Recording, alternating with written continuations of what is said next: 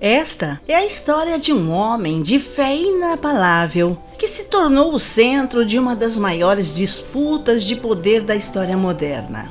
A luta entre a Igreja Jesuíta e o Estado monárquico.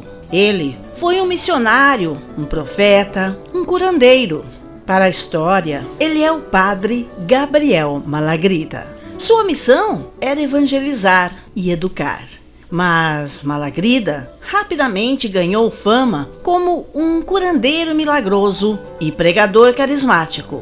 Ele percorreu a Bahia, Pernambuco e Maranhão, atraindo multidões não apenas de índios, mas também de colonos e até mesmo de membros da elite.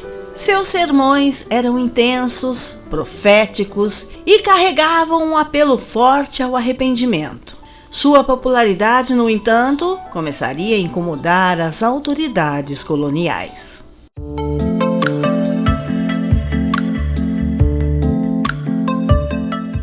Nascido na Itália em 1689, Malagrida ingressou na Companhia de Jesus, tornando-se jesuíta. Seu fervor religioso e seu desejo por missões apostólicas o levaram, em 1751, a embarcar para o Brasil, mais especificamente para a então capital, Salvador da Bahia.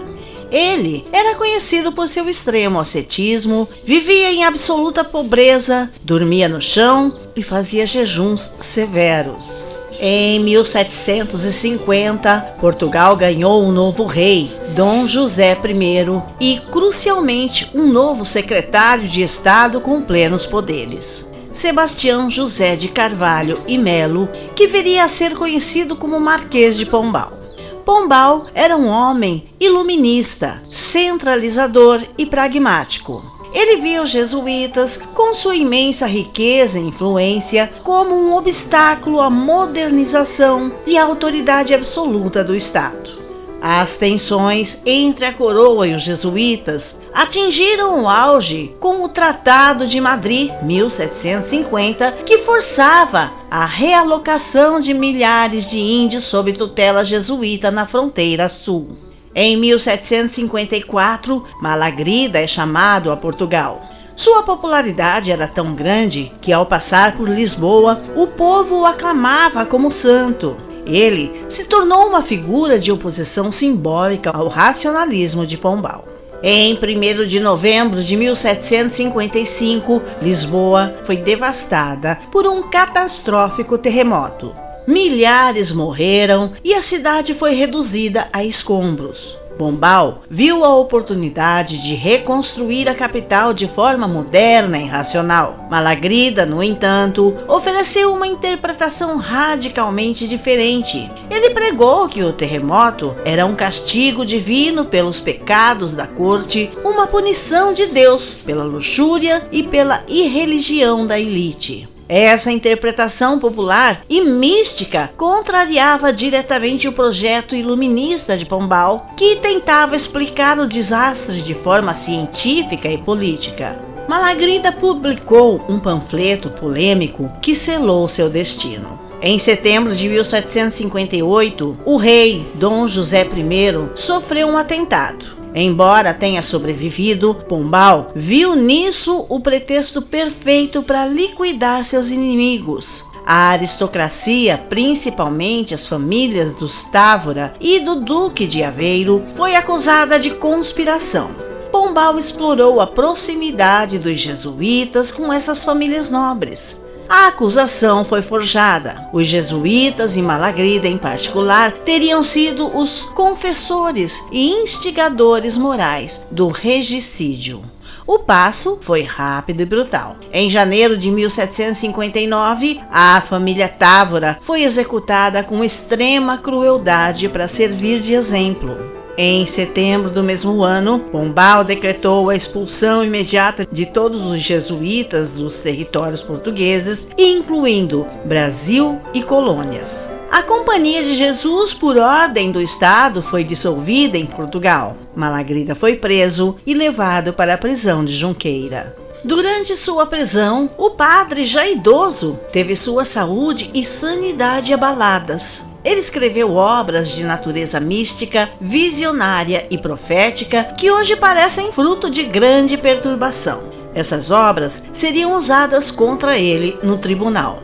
O crime de Malagrida não era legalmente o regicídio, que ele não cometeu. O problema de Pombal era que Malagrida era padre e a coroa não tinha autoridade para executá-lo sem violar a lei canônica. A solução encontrada foi astuta: entregá-lo ao tribunal do Santo Ofício, a Inquisição. A acusação foi mudada de traição para heresia. O pretexto foi que suas obras místicas escritas na prisão eram heterodoxas e continham falsas profecias. O Malagrida, cético e curandeiro, foi transformado perante a lei em um herege e falso profeta. A Inquisição, sob a forte pressão de Pombal, o considerou culpado. Em 21 de setembro de 1761, o padre Gabriel Malagrida, aos 72 anos, foi enforcado e seu corpo queimado em praça pública no Rocio, em Lisboa. Sua morte foi o último e mais sombrio ato da campanha de Pombal para varrer a influência jesuíta. Malagrida foi o último condenado à morte pela Inquisição em Portugal. Ele é lembrado por uns como um santo e mártir da fé, e por outros como um fanático que se opôs ao progresso.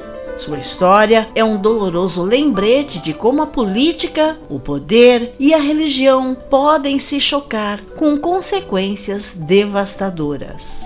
Mas a história não termina aí. A Umbanda, religião genuinamente brasileira, traz em seu mito fundador o eco dessa vida.